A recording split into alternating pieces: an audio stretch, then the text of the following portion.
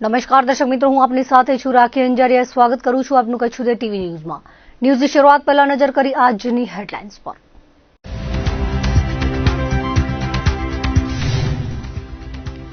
અંગ્રેજી નવા વર્ષને આવકારવા કચ્છમાં થનગનાટ. કાયદો અને વ્યવસ્થા જાળવી રાખવા પોલીસ મેદાને. ભુજમાં એસપી દ્વારા કરાયું વાહન ચેકિંગ. બોર્ડ પરીક્ષા માટે શિક્ષણ વિભાગે શરૂ કર્યું કાઉન્ટડાઉન. બોર્ડ પરીક્ષા માટે ફોર્મ ભરવાની પ્રક્રિયા સંપન્ન. કચ્છમાં 44,000થી વધુ છાત્રો આપશે બોર્ડ પરીક્ષા. રાષ્ટ્રીય સફાઈ કર્મચારી આયોગના ઉપાધ્યક્ષે કરી બેઠક. જિલ્લા વહીવટી તંત્રને આપ્યા નિર્દેશ. સફાઈ કામદારોના પ્રશ્નો ઉકેલવા આપી 30 દિવસની મુદ્દત. ભુજના સેવાભાવી તબીબની ઉજવાઈ જન્મ જયંતિ. ડોક્ટર VH પટેલને અપાઈ ભાવભીની અંજલિ. મહાનુભાવોના હસ્તે પ્રતિમાને કરાયું હારારોપણ. ગાંધીધામના ભવાની પાર્કિંગમાં B ડિવિઝન પોલીસે દરોડો પાડી નવી મોડસ ઓપરેન્ડીનો પર્દાફાશ કર્યો હતો. સામાન્ય રીતે ભૂસા, ચોખા, દૂધના ટેન્કર સહિતના દારૂ આવતા હોય છે, પરંતુ અહીં તો ટ્રકમાં ચારે તરફ લંબચોરસ પથ્થરથી ખાનું બનાવી વચ્ચે ચુસ્તબદ્ધ રીતે દારૂની પેટીઓ ગોઠવવામાં આવી હતી. એસપી સાગર બાગમારના માર્ગદર્શનમાં પીઆઈ SV ગોજિયા દ્વારા સર્વેલન્સ સ્ટાફને દારૂની બદી નાબૂદ કરવા માટે સૂચના અપાઈ હતી. ત્યારે ગાંધીધામ નેશનલ હાઈવે પર મચ્છુનગર પુલ નજીક ભવાની પાર્કિંગમાં રાજસ્થાન પાર્સિંગની ટ્રકમાં તપાસ કરાઈ હતી, જેમાં લંબાઈવાળા પથ્થરોની મદદથી ખાનું બનાવી દારૂની પેટીઓ રાખવામાં આવી હતી, જેથી રાજસ્થાનના ડ્રાઈવર પ્રકાશ બિશ્નોઈની ધરપકડ કરાઈ હતી. હરિયાણાના કાલુ ઉર્ફે રવિ જાટ નામના ઈસમે માલ મોકલાવ્યો હતો. રાજસ્થાનના બાલોતરાથી દારૂ ભરેલી ગાડી ઉપાડી ભવાની પાર્કિંગ સુધી પહોંચાડવા માટે ડ્રાઈવરને 20,000 રૂપિયા મળ્યા હતા. આ ટ્રકમાં લાંબી પેટીઓના ભારે પથ્થરો ઉપાડવા માટે પોલીસે હાઇડ્રા મશીનની મદદ લીધી હતી. ત્યારે અલગ અલગ બ્રાન્ડની દારૂની બોટલો અને બિયરનો 30 લાખનો મુદ્દામાલ મળી આવ્યો હતો. આ સાથે 15 લાખની ટ્રક અને ડ્રાઈવરને ઝડપી લેવાયો હતો. પૂછપરછ કરતા ડ્રાઈવર સામે અગાઉ પણ ગુનો નોંધાયો હોવાનું જાણવા મળ્યું હતું. LCB PI નારાયણ ચુડાસમા દ્વારા તપાસ હાથ ધરાઈ છે. અંજારના મેઘપર બોરીચીમાં ઘરમાં ઘૂસીને મહિલા પાસેથી 1,15,000ની લૂંટ કરવામાં આવતા ભારે ચકચાર મચી ગઈ છે. લૂંટને અંજામ આપી અજાણ્યો ઈસમ નાસી ગયો હતો. બનાવતી વિસ્તારમાં ફફડાટ ફેલાઈ ગયો હતો. જાણવા મળતી વિગતો મુજબ મેઘપર બોરીચીના સંસ્કારનગરમાં બનાવ બન્યો હતો. 51 વર્ષીય ફરિયાદી મંજુલાબેન પટેલ પોતાના ઘરે એકલા હતા, ત્યારે અજાણ્યો ઈસમ તેમના ઘરમાં ઘૂસી આવ્યો હતો અને ફરિયાદીની આંખમાં મરચા પાવડર નાખી મારકૂટ કરી હતી.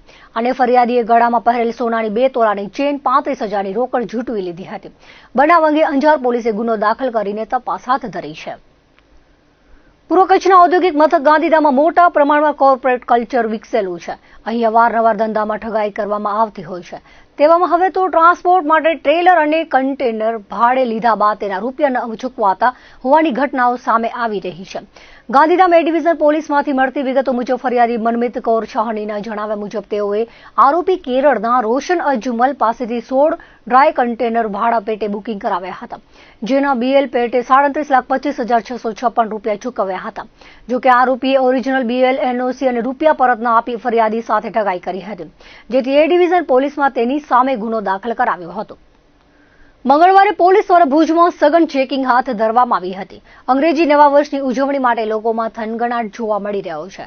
ત્યારે કાયદો અને વ્યવસ્થાની સ્થિતિ જળવાઈ રહે તે માટે પોલીસ દ્વારા જાહેર માર્ગો પર ચેકિંગ હાથ ધરવામાં આવ્યું છે. આજે પશ્ચિમ કચ્છ SP વિકાસ સુંડા જાતે માર્ગ પર ઉતર્યા હતા. રસ્તા પરથી પસાર થતા વાહનોનું ચેકિંગ કરવામાં આવ્યું હતું. ઉપરાંત લોકોને પોલીસે કાયદાનું પાલન કરવા ટકોર કરી હતી. મંગળવારે રાત્રે ભુજમાં અનેક સ્થળો પર ખાનગી પાર્ટીઓના આયોજન કરવામાં આવ્યા છે. પોલીસે તકેદારીના ભાગરૂપે હાથ ધરેલી ઝુંબેશમાં શંકાસ્પદ વાહનોની ચકાસણી કરી હતી. ભુજના પ્રવેશ દ્વારો પર પોલીસ કર્મીઓ ગોઠવાઈ ગયા હતા. આ ઉપરાંત બજાર વિસ્તાર, હોસ્પિટલ રોડ સહિતના વિસ્તારોમાં પણ પોલીસ દ્વારા બંદોબસ્ત ગોઠવવામાં આવ્યો હતો. ભુજના પ્લેન સર્કલ પાસે SPએ ચેકિંગમાં ઉતરી પોલીસ કર્મીઓનો ઉત્સાહ વધાર્યો હતો. સામાજિક ન્યાય અને અધિકાર મંત્રાલય હેઠળના રાષ્ટ્રીય સફાઈ કર્મચારી આયોગના ઉપાધ્યક્ષ અંજના પવાર કચ્છ જિલ્લાની મુલાકાતે આવ્યા છે. રાષ્ટ્રીય સફાઈ કર્મચારી આયોગના ઉપાધ્યક્ષ અંજના પવારના અધ્યક્ષસ્થાને જિલ્લા કલેક્ટરની કચેરી ભુજ કચ્છ ખાતે સફાઈ કર્મચારીઓના વિવિધ પ્રશ્નો અંગે જિલ્લા વહીવટી તંત્ર સાથે બેઠક યોજાઈ હતી. આ બેઠકમાં વહીવટી તંત્રના ઉચ્ચ અધિકારીઓ, સફાઈ કામદારો અને વિવિધ એજન્સીઓના કોન્ટ્રાક્ટર્સ હાજર રહ્યા હતા. અંજના પવારે જણાવ્યું હતું કે સફાઈ કામદારોના પુનર્વસન સાથે તેમનું શૈક્ષણિક, આર્થિક અને સામાજિક ઉદ્ધાર થાય તે ખૂબ જરૂરી છે. વડાપ્રધાન નરેન્દ્ર મોદીની સફાઈ કામદારો પ્રત્યેની સંવેદનશીલતા અને સફાઈ કામદારોને સમાજની મુખ્ય ધારા સાથે જોડવાના વડાપ્રધાનના પ્રયાસોને ઉપાધ્યક્ષે બિરદાવ્યા હતા. વધુમાં જણાવ્યું હતું કે સફાઈ કામદારોને પોતાના હક પ્રાપ્ત થાય, સમાજમાં સફાઈ કામદારોનું સ્થાન જળવાઈ રહે, સફાઈ કામદારોના કામને બિરદાવવામાં આવે તે દિશામાં કામગીરી ખૂબ જ મહત્વની છે. આ બેઠકમાં સફાઈ કામદાર આયોગના ઉપાધ્યક્ષ અંજના પવારે સફાઈ કર્મચારી મંડળોના પ્રશ્નો અને સફાઈ કામદારોની વ્યક્તિગત રજૂઆતોને સાંભળી હતી અને સંબંધિત અધિકારીઓને તેનો તાત્કાલિક ઉકેલ લાવવા તેમજ એક્શન ટેકન રિપોર્ટ આયોગને મોકલી આપવા જણાવ્યું હતું. જિલ્લા કલેક્ટર અમિત અરોરાએ વહીવટીતંત્ર અને નગરપાલિકાના સંબંધિત અધિકારીઓને રાષ્ટ્રીય સફાઈ કર્મચારી આયોગના ઉપાધ્યક્ષ અંજના પવારની સૂચના મુજબ ત્વરિત કામગીરી કરવા માટે જણાવ્યું હતું. આ બેઠકમાં સંબંધિત અધિકારીઓ, તમામ ચીફ ઓફિસરો અને તાલુકા વિકાસ અધિકારીઓ, વિવિધ સફાઈ કર્મચારી મંડળ અને એસોસિએશનના પ્રતિનિધિઓ અને સફાઈ કર્મચારીઓ મોટી સંખ્યામાં ઉપસ્થિત રહ્યા હતા. દેશના વડાપ્રધાન નરેન્દ્ર મોદીએ સર્વોચ્ચ પદ ગ્રહણ કર્યા બાદ સર્વપ્રથમ જ દેશમાં સ્વચ્છ ભારત મિશન શરૂ કર્યું હતું. આ મિશનના પાયામાં દેશના સફાઈ કામદારોની મહત્વની ભૂમિકા રહેલી છે. તેમના સિવાય આ મિશન સંભવ જ નથી. દેશના વડાપ્રધાન મોદી ખુદ સફાઈ કર્મીઓને ખૂબ આદર આપે છે. આ સમુદાયને દેશની મુખ્ય ધારા સાથે જોડવા કાર્યરત છે. ખુદ વડાપ્રધાન જ્યારે સફાઈ કર્મીઓને આદર ભાવ આપે છે ત્યારે વહીવટી અધિકારીઓ પણ તેમને ઉચિત આદર સાથે તેમના હક સમયસર આપે તે જરૂરી છે તેવું કચ્છના પ્રવાસે આવેલા રાષ્ટ્રીય સફાઈ કામદાર આયોગના ઉપાધ્યક્ષ અંજના પવારે જણાવ્યું હતું. જિલ્લા મથક ભુજ ખાતે તેમણે વહીવટી ક્ષેત્રના અધિકારીઓ સાથે બેઠક કરી જિલ્લાના સફાઈ કર્મીઓના પડતર પ્રશ્નોના ઉકેલ માટે તાકીદ કરી હતી. આગામી 30 દિવસમાં પડતર પ્રશ્નોનો ઉકેલ લાવી તેનો રિપોર્ટ આયોગમાં રજૂ કરવા સૂચન કર્યું હતું. તેમણે જણાવ્યું હતું કે સફાઈ કર્મચારીઓના પ્રશ્નો ખૂબ મામૂલી હોય છે. તેમને મોસમ અનુસાર યુનિફોર્મ મળે, તેમના ઓળખપત્રો વ્યવસ્થિત બને, ગ્રેજ્યુએટીની રકમ, નિવૃત્તિ પછીના લાભો સમયસર અને આદરભેર મળે તે સુનિશ્ચિત થવું જોઈએ. ફરજ દરમિયાન અવસાન પામેલા સફાઈ કામદારો કે મેડિકલ અનફિટ કર્મચારીઓના વારસદારોને સમયસર નોકરી મળે તે સુનિશ્ચિત થવું જોઈએ. આ પ્રશ્નો સામાન્ય રીતે જિલ્લા વહીવટીતંત્ર કક્ષાએ જ હલ થઈ શકે તેવા હોવાથી તેમાં સરકારની કોઈ ભૂમિકા રહેતી નથી. જિલ્લાના અધિકારીઓને તેમના મોસમ અનુસાર યુનિફોર્મ CSR ફંડમાંથી આપે કે ભામાશાહ મારફતે આપે તે નિર્ણય સ્થાનિકે જ થવો જોઈએ, પરંતુ કર્મચારીઓને સમયસર ગણવેશ મળવા જોઈએ. તેમણે વહીવટીતંત્રને 1 માસમાં તમામ પ્રશ્નોનો ઉકેલ લાવવા જણાવ્યું હતું. સફાઈ કામદારોના પડતર પ્રશ્નો ઉપરાંત કોન્ટ્રાક્ટ બેઝ કર્मचारियों PF फॉर रेकॉर्डनी कामगिरी पूर्ण करवा जણાવ્યું હતું.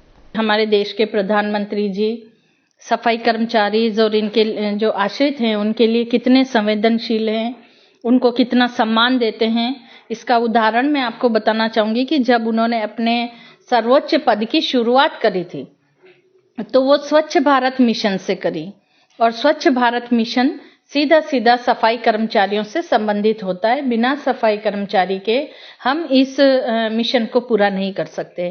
आपने ये भी देखा होगा कि उत्तर प्रदेश राज्य के जो प्रयागराज है उसमें उन्होंने सफाई कर्मचारियों को सम्मानित किया. उनके काम से खुश होकर, उनके काम से ही खुश होकर उन्होंने बनारस कॉरिडोर का उद्घाटन जब किया था तो सफाई कर्मचारियों को साथ में बैठ के भोजन किया. और ये सब चीजें देखिए कोई दिखावा नहीं है उनका, ये वो संदेश देना चाहते हैं देश के हर एक नागरिक को, चाहे कर्मचारी हो, चाहे अधिकारी हो, चाहे बिजनेसमैन हो या कोई भी आम आदमी हो. वो ये संदेश देना चाहते हैं कि इस वर्ग को, ये जो कर्मचारी हैं, ये जो अंतिम पंक्ति में बैठे हैं, इनको मुख्य धारा से जोड़ने के लिए हमको इनको सम्मान देना पड़ेगा. इनकी मूलभूत समस्याओं से को छुटकारा इनको दिलाने के लिए इनको संवेदना के साथ इन समस्याओं को हमको देखना पड़ेगा.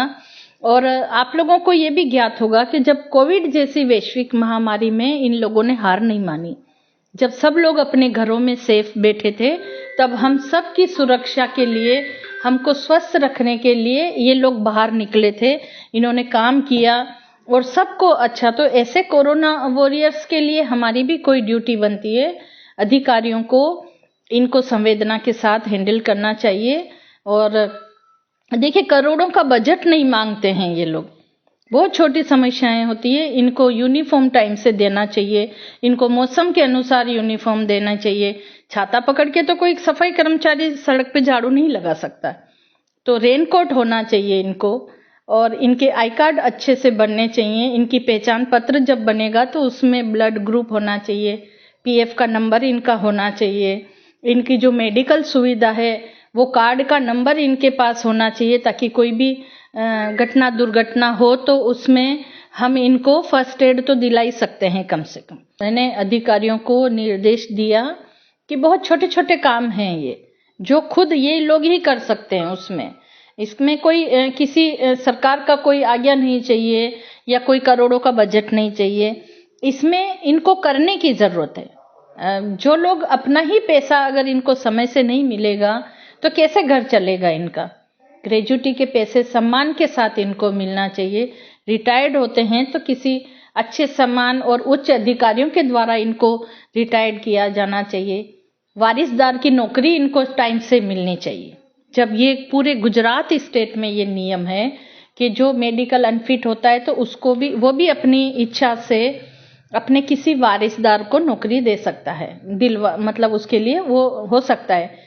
कोई कर्मचारी अगर डेथ हो जाती है ऑन ड्यूटी तो उसको भी नौकरी उसके वारिस को मिलनी चाहिए। ये ऐसी छोटी छोटी चीजें हैं। तो वो निर्देश दिया है कि अब विद इन 1 मंथ, ठीक है, 1 महीने के अंदर जो भी मैंने कहा है उन पर क्या काम होता है, मिनट्स के आधार पर सारा एक्शन टेकन 1 महीने के अंदर जैसे जैसे काम होगा उसका एक्शन टेकन आयोग में भिजवाएं। पिछली बार भी ऐसा हुआ था, आज जो आप अपने आए हो तो कुछ होगा ऐसा पूरी समाज। देखिए, मैंने अपनी तरफ से पूरी कोशिश करी है।